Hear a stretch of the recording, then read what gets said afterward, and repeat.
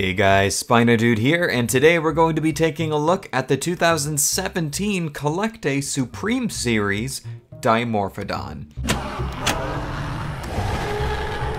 At long last, I finally have this gorgeous figure of my favorite Pterosaur. Oh my goodness, I don't know why I put off getting this one for so long. Great deal on eBay as well, packed very nicely in a collector's box. If you catch my unboxing video with this one, then you'll see me pulling it out of the packaging there, very nicely packed. Shout out to Paleo Collector on Instagram once again for making me aware that this figure came in that packaging, otherwise I wouldn't have got it on Amazon. I probably would have paid substantially more for it on another website. First of all, just for first impressions with this figure is the sheer size of it. So we're going to do a comparison right off the bat here with another CollectA Pterosaur, their Quetzalcoatlus. Now this is comical because Quetzalcoatlus, being an Asdarchid, was one of the largest pterosaurs ever known right now.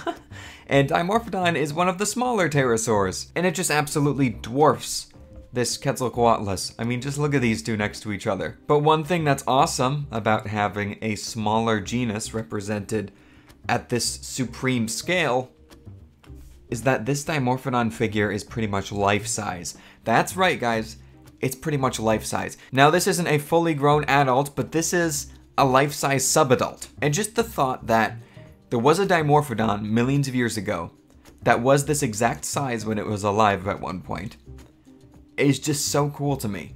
Like, I pretty much have a pet Dimorphodon. It's plastic, but it's a life-size Dimorphodon.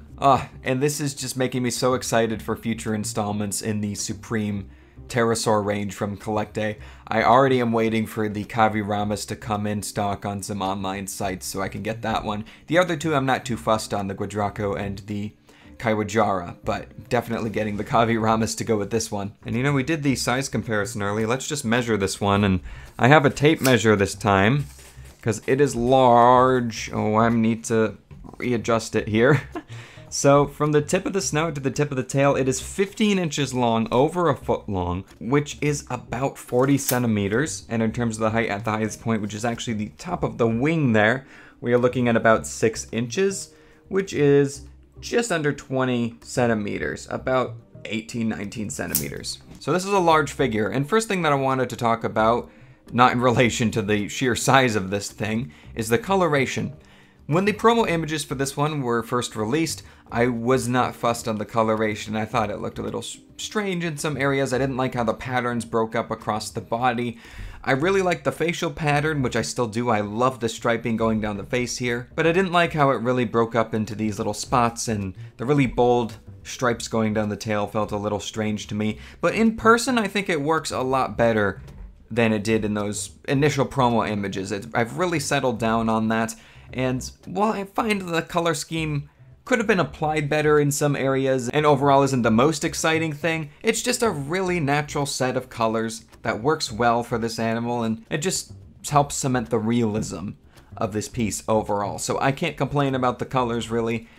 Once again, application-wise, I feel the markings, especially on the tail and on the body here, could have been done a little bit better. They feel a little bit stamped on in some areas, but hey, really not that bad. The detail on this figure is okay. I've seen better from CollectA. The pycnofibers running down the body look a little bit strange when you look at them close up, but from a distance, it looks very natural and fuzzy, as it should. Like I said, it's not the most incredible sculpt work I've seen, but it works for the scale of this animal, I suppose. The end of the tail features the iconic Dimorphodon rudder in a creamy color there. I do like the darker brown used as the base, with the dry brushing of that tannish color on top really brings out the detail on the figure.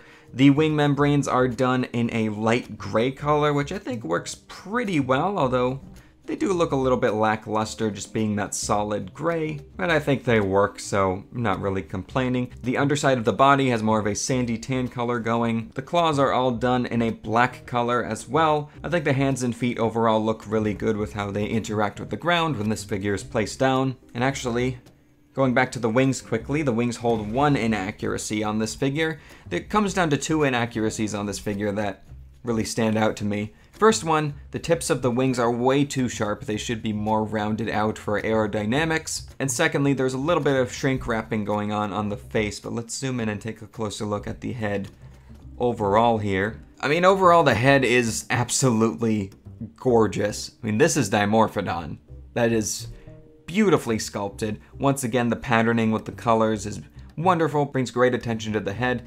I love the thick coat of gloss over that solid black eye. It looks so lifelike. You almost think if you touch the eye, your fingers are gonna get wet. It looks so realistic. The teeth are also beautifully sculpted and very pointy. Actually, some of them are pretty sharp as well, although they are pretty bendy in there. And even the teensy tiny teeth lining the jaw here are not clumped together or messily painted. They're all individually sculpted all the way towards the back of the jaw. The interior of the mouth is sculpted and painted in a fleshy pink color. There's a lovely tongue in there.